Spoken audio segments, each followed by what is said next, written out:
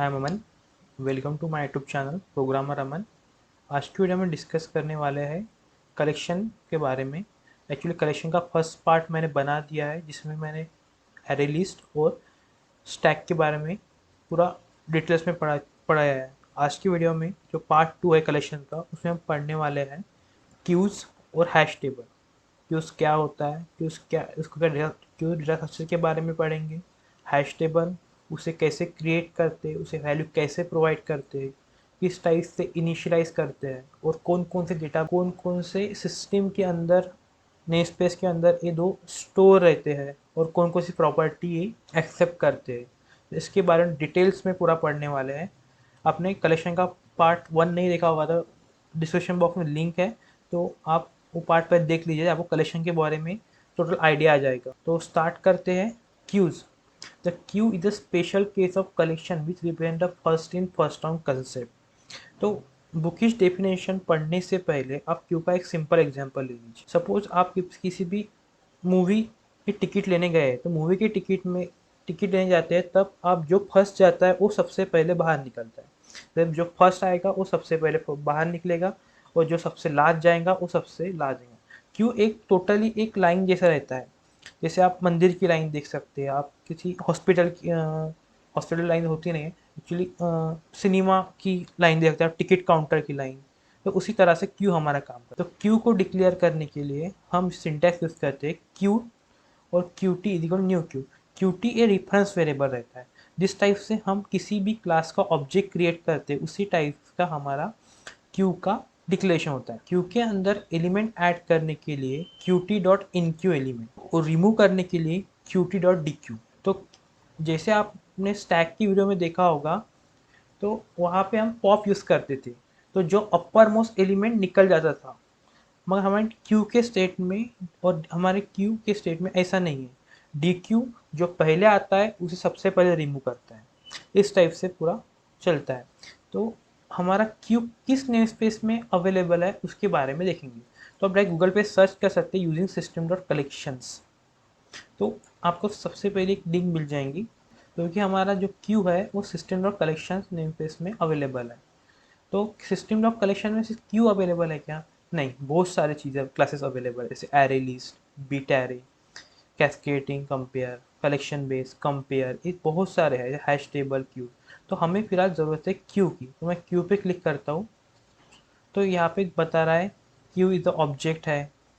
उसके बाद implement I collection, I enumerable, I cloneable, इस कलेक्शन से है। इसका एग्जाम्पल दिया हुआ है। उसके बाद enqueue, dequeue, peek method क्या करती है, उसके कंस्ट्रक्टर कौन कौन से हैं, काउंट कैसे, काउंट मेथड क्या होती है, क्लियर मेथड क्या होती है, क्लोन क्या रहता है, उसके बारे में पूरा हर एक मेथड के बारे में डिटेल्स में पढ़ा दिया है। तो यहाँ से मैं ज़्यादा तो कुछ लूँगा नहीं, जो बेसिक है और जो आने वाले फ्यूचर में आपको साबित मदद लगेगी एडवांस प्रोग्रामिंग में, वही आज की वीडियो में मैं पढ़ाने वाला हूँ। तो उसका प्रैक्टिकल इम्प्लीमेंटेशन देखने के लिए हम चलते हैं विजुअल स्टूडियो की तरफ। तो मैं मेरा विजुअल स्टूडियो ओपन कर लेता हूँ। विजुअल स्टूडियो 2019 ओपन करता हूँ मैं। तो यहाँ पे एक कंसोल एप्लीकेशन चूज़ कर लेता हूँ, तो क्रिएट न्यू प्रोजेक्ट पे क्लिक करता हूँ। तो यहाँ पे वेब सर्च बाय डिफ़ॉल्ट मेरा था, तो यहाँ से मैं कंसोल पे क्लिक करता हूँ। तो यहाँ से डॉट नेट फ्रेमवर्क या डॉट नेट कोर कुछ भी रख सकते हो आप। तो यहाँ से नेक्स्ट और कंसोल ऐप 13 रख देता हूँ और क्रिएट कर लेता हूँ।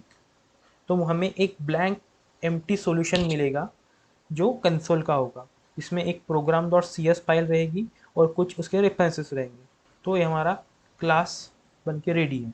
इसके लिए डोंट शो अगेन करेंगे और यहाँ पे एक क्यूज ओपन करेंगे। तो हमारे जो सिस्टम डॉट नेट पे अवेलेबल है इसमें, तो हम इसके सबसे पहले क्यू क्रिएट करेंगे। तो क्यू क्रिएट करने के लिए Q U E Q N, ठीक है, और क्यूज नाम का एक स्पेस पे ऑब्जेक्ट क्रिएट कर लेंगे क्यू का।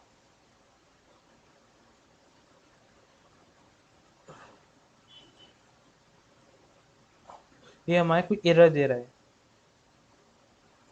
क्योंकि हमारा नेम स्पेस इसमें अवेलेबल नहीं है। तो है हमारा using the system of collection. तो नेम स्पेस ऐसे ऐड करता हूँ तो यहाँ से एरर चली जाती है।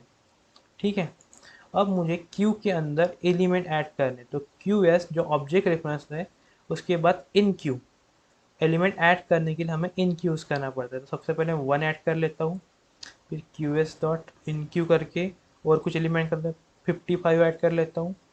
उसके बाद Q S dot in Q करके मैं 145 ऐड कर लेता हूँ और Q S dot in Q करके 66 और Q S dot in Q करके और 44, ये 5 एलिमेंट में ऐड करता हूँ। तो मुझे 1 बाय 1 इस एलिमेंट को प्रिंट करना है, कौन कौन से, तो उसके लिए फॉर ईच लूप है। अब फॉर ईच लूप के बारे में नहीं जानते होगे तो मेरा फॉर ईच लूप का वीडियो देख लीजिए, मैंने वहाँ पे पूरा समझा के दिया है फॉर ईच लूप क्या होता है। तो where I in Q S, तो यहाँ पे मैं प्रिंट करने के लिए जो क्यू के अंदर जो वैल्यू है उसको मैं प्रिंट करवाता हूँ।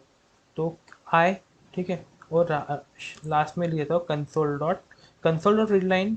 हमारे जो आउटपुट विंडोज है उसको जब तक हम कोई की दबाते हैं तब तक स्टेडी रखता है। इसके लिए हमें console dot read line use करना पड़ता है। इसको मैं रन कर लेता हूँ स्टार्ट बटन जाके। तो आप देख लीजिए जिस लाइन से हमने एलिमेंट इंसर्ट किया सबसे पहले 1 2 155 145 उसी टाइप से हमें ये मिल रहा है। तो ठीक है, अब मैं एक और डी क्यू यूज़ करके दिखता हूँ, डॉट डी क्यू, और डी क्यू देता हूँ फिर से और रन कर रहता हूँ अपने एप्लीकेशन को। तब देख लीजिए जो फर्स्ट एलिमेंट है वो रिमूव हो चुका है। हमारे पास और एक मेथड्स है जो काउंट नाम की, हमारे क्यू के अंदर कितने एलिमेंट है वो काउंट करती है। कंसोल डॉट राइट लाइन करके मैं एक मैसेज लिखता हूँ काउंट, और काउंट में एक वैल्यू प्रोवाइड कर लेता हूँ। तो वैल्यू क्या रहेगी मेरी, Q S object reference name dot count, ठीक है, और इसे रन कर रहता हूँ, क्या आता है आउटपुट देखते हैं। तो काउंट 5 आ रहा है क्योंकि हमारे एलिमेंट के अंदर 5 एलिमेंट थे, क्योंकि हमने यहाँ पे कॉल किया है। उसके बाद एक एलिमेंट निकल गया है इसलिए यहाँ पे 4 वैल्यू आती है। तो मैं इस काउंट को फिर से प्रोजेक्ट को बंद करता हूँ और इस काउंट को जो हमारी लाइन है इसको कॉपी करके इसके बाद डालता हूँ, बस सेव करता हूँ। तो अभी देखिए आउटपुट क्या आता है। तो पहले 5 था फिर 4 था।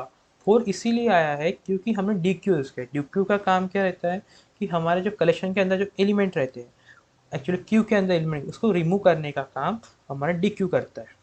उसके बाद एक और मेथड आती है जो रहती है कंटेन। तो कंसोल डॉट, प्रोजेक्ट को बंद कर लेता हूँ, कंसोल डॉट राइट लाइन और क्यू और कंटेन देखेंगे किसमें, क्यू एस डॉट कंटेन। जो हमारा कंटेंट्स है वो एक बुलियन वैल्यू प्रोवाइड करता है। तो मैं यहाँ पे 55 असाइन कर लेता हूँ। तो देखता हूँ 55 मेरे इसमें प्रेजेंट रहती है तो ए ट्रू वैल्यू प्रोवाइड करेगा, यदि नहीं रहती है तो ये फॉल्स वैल्यू प्रोवाइड करेगा। तो फिर से एप्लीकेशन रन करते हैं। तो अब देख लीजिए जो लास्ट में मुझे आया है ट्रू। तो 55 हमारे प्रोजेक्ट के अंदर अवेलेबल है, एक्चुअली हमारे क्यू के अंदर अवेलेबल है, इसलिए हमने ट्रू वैल्यू प्रोवाइड की। यदि मैं अभी दूसरी वैल्यू डालता हूँ, मैं 54 कर देता हूँ तो और फिर से रन करता हूँ, ये फॉल्स दे रहा है क्योंकि 54 हमारे क्यू के अंदर अवेलेबल नहीं है। आई होप आपको क्यू के बारे में टोटल समझ में आ चुका होगा। हम जंप करते हैं और नेक्स्ट डेटा स्ट्रक्चर की तरफ जो कि है हमारा हैश टेबल। तो hash table is a special collection. Hash table, जो हैश टेबल है is a special collection that use to store the key value item. So instead of storing just one value like stack, array list, queue, the hash table store two value. This two value element of hash table. Hash table ये collection system dot collection के अंदर एक data types है जो to value store करता है। जैसे हमारा एरे लिस्ट, स्टैक और क्यूज सिंगल वैल्यू स्टोर करते हैं, उसी टाइप से हमारा hash table two value store करता है, जिसमें कि फर्स्ट वैल्यू रहती है उसकी की और सेकंड वैल्यू रहती है उसकी वैल्यू। तो आप यहाँ पे देख सकते हैं कि 001 एक जो है की हो गई, अमन एक वैल्यू हो गई, 002 एक की हो गई, अमन अल्लाह एक वैल्यू हो गई, 003 एक की हो गई और मृणाल एक वैल्यू हो गई। तो हैश टेबल डिक्लेयर कैसे करते हैं, तो हैश टेबल उसका सिंटैक्स है hash table dot H T is equal new hash table. इस टाइप से हम हैश टेबल क्रिएट करते और हैश टेबल के अंदर हमें वैल्यू असाइन करना है या आइटम ऐड करना है जैसे हम स्टैक के अंदर पुश करते थे, क्यू के अंदर भी हम इन क्यू करते थे और लिस्ट के अंदर ऐड करते थे। तो उसी तरह से हमें हैश टेबल के अंदर ऑब्जेक्ट वेरिएबल डॉट की डॉट वैल्यू, सबसे पहले की रहेगी और फिर वैल्यू, इस तरह से हमें पास करना पड़ता। तो इसका भी माइक्रोसॉफ्ट की साइट पे देके हम एक बार चेक कर लेंगे हैश टेबल क्या क्या रहता है हैश टेबल के अंदर। तो यहाँ पे हैश टेबल कहाँ है, यहाँ पे ये है, देखा ये है आपका हैश टेबल। हैश टेबल पे क्लिक करता हूँ तो फिर से वही बोल रहा है हैश टेबल। हैश टेबल यहाँ पे इन्होंने बहुत अच्छा सा एग्जाम्पल दिया हुआ है, पूरा एग्जाम्पल है बड़ा सा। हैश टेबल कंस्ट्रक्टर दिए हुए हैं, हैश टेबल के कितने कंस्ट्रक्टर्स अवेलेबल है, पैरामीटर रेस, पैरामीटराइज कंस्ट्रक्टर, उसके बाद प्रॉपर्टी कौन कौन सी है, मेथड कौन कौन है, उस पूरी। जब आप प्रैक्टिस करते हो तो आप हर एक मेथड यूज़ करते रहो, क्योंकि आपके और एक कंसेप्ट क्लियर हो जाएंगे जो कलेक्शन के बारे में। तो फिर से अपने विजुअल स्टूडियो पे आता हूँ, मेरा जो क्यू का कोड था उसे मैं कमेंट कर लेता हूँ। तो कमेंट अब मैं अपना हैश टेबल क्रिएट करता हूँ। हैश टेबल क्रिएट करने के लिए hash table hash object variable का नाम कुछ भी ले सकते हैं, मैं हैश ले रहा हूँ उसे। अब मुझे इसके अंदर एलिमेंट ऐड करने हैं, तो हैश डॉट ऐड करता हूँ। तो उसके लिए ये देख लो, आप बोल रहे हैं की और वैल्यू ये दो चाहिए, और जो कि ऑब्जेक्ट टाइप की। ऑब्जेक्ट टाइप किसी भी टाइप की वैल्यू सपोर्ट करता है। आप इंटीजर भी प्रोवाइड कर सकते हैं, स्ट्रिंग प्रोवाइड कर सकते हैं, किसी भी टाइप की। तो मैं यहाँ पे एक इंटीजर की प्रोवाइड करूँगा और एक वैल्यू प्रोवाइड करूँगा जो स्ट्रिंग रहेगी मेरी। उसी तरह से मैं कुछ और ऐड कर लेता हूँ, जैसे तो यहाँ पे मैंने 4 वैल्यू इसमें ऐड की हैश टेबल के अंदर, और मुझे 1 बाय 1 उसे प्रिंट करना है। तो मैं क्या करता हूँ, सीधा फॉर ईच लूप लगा देता हूँ और प्रिंट करता हूँ। तो वैर आइटम इन किससे, जो मेरा हैश रहेगा, और कंसोल डॉट राइट लाइन ले लेता हूँ और यहाँ पे एटम की वैल्यू और सेव कर लेता हूँ। और हमारे आउटपुट विंडो को सही रखने के लिए console dot read line run करता हूँ प्रोजेक्ट को। आ जा सकते क्या आ रहा है, assistant of collection dictionary entry, ये दे रहा है हमारा। हमें हैश टेबल की वैल्यू प्रिंट करना है, तो उसकी वैल्यूज़ को हमारे उस की के साथ प्रोवाइड करना पड़ता है। तो उसके लिए एक मेथड्स है आई कलेक्शन कीज, ठीक है, और equals to hash dot keys, ठीक है। और इस की को हमें पास करना पड़ता है इसके अंदर, और इस की को हमें पास करना पड़ता है इसके अंदर। मैं पास करता हूँ, ठीक है। ये हमारी की इसमें इस कलेक्शन में आ जाएंगी, और हमारा जो ऑब्जेक्ट रहता है हैश, उससे उसके अंदर हमें की पास करना पड़ता है 1 बाय 1। तो की हमारी स्टोर हो गई अभी एटम के अंदर। तो अभी देखते हैं हमारा आउटपुट क्या आता है। तो देखिए सौरभ, मयंक, राहुल, अमन, ये 3-4 वैल्यू हमें 1 बाय 1 मिल चुकी है। इस तरह से आप है कंटेंट मेथड भी यूज़ कर सकते हैं। तो यहाँ पे मैं कंसोल डॉट राइट लाइन करके यूज़ करता हूँ एक कंटेंट मेथड, तो हैश टेबल डॉट कंटेन, और यहाँ पे मैं एक वैल्यू प्रोवाइड कर लेता हूँ, जैसे सौरभ कर लेता हूँ। तो ऐसे सौरभ का एस कैपिटल चाहिए। फिर से रन करता हूँ, तो देखो सौरभ वैल्यू में कुछ स्पेलिंग मिस्टेक्स है। एक्चुअली हमें किसी की प्रोवाइड करना पड़ता है, तभी वो हमें आउटपुट देता है अप्रोप्रिएट। तो हम की पास करके देखते हैं क्या आता है आउटपुट। तो समझ में 2 पास कर लेता हूँ यहाँ पे और सन करता हूँ, तो आई थिंक मैं ट्रू वैल्यू प्रोवाइड कर रहा है। तो कंटेंट में हमें की पास करना पड़ता है, तभी वो वैल्यू हमें प्रोवाइड करता है। इसी तरह से आप काउंट मेथड भी यूज़ कर सकते हैं इसमें। माइक्रोसॉफ्ट की जो इस साइट है वहाँ से आप अलग अलग मेथड ट्राई कर सकते हैं और इम्प्लीमेंट कर सकते हैं। आई होप आपको कलेक्शन के बारे में बहुत समझ में आ चुका होगा, क्यूज़ के बारे में समझ में आ चुका होगा, उसके बाद हैश टेबल के बारे में समझ में आया। आपको मेरी वीडियो पसंद आते हैं तो वीडियो को लाइक कीजिए, कुछ क्यूरी होगी तो कमेंट कीजिए, और चैनल को सब्सक्राइब करके बेल आइकन ज़रूर दबाइए। और अभी मिलेंगे हमें नेक्स्ट वीडियो में कुछ नए टॉपिक के साथ, तब तक के लिए बाय।